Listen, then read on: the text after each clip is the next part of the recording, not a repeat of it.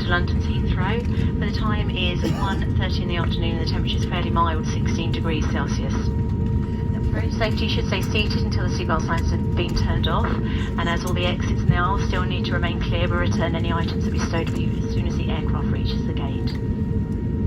Please do be careful of any overhead lockers of items that could fall out and cause injury. And please do make sure that you have a really good check around your seat area for any small items, including mobile phones and passports.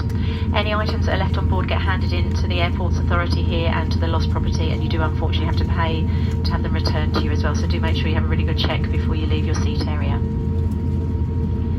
Now, if any of you have requested assistance today to leave the aircraft, can you just remain seated please, just for a short while longer? This means a crew member will be able to assist you further and hand you over into the care of the ground agents who will be waiting just outside the aircraft door when we land here. Now, to the customers that have already been spoken to as well about your connections, please make sure you have all your baggage together so the cabin crew can collect you very shortly and move you up to the aircraft door so you can get off as soon as possible. On behalf of all the cabin crew and the flight crew, though, we do want to apologise for our delay coming into London's Heathrow today. We really hope it hasn't inconvenienced you too much.